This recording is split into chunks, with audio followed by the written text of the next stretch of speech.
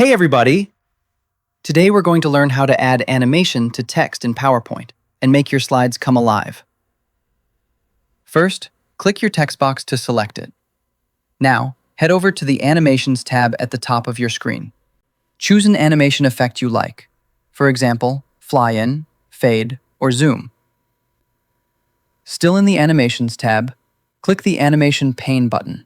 It's near the right side of the ribbon. A panel will open on the right side of your screen. This shows all the animations on your slide. Next, click the drop-down arrow beside the effect name in the Animation pane.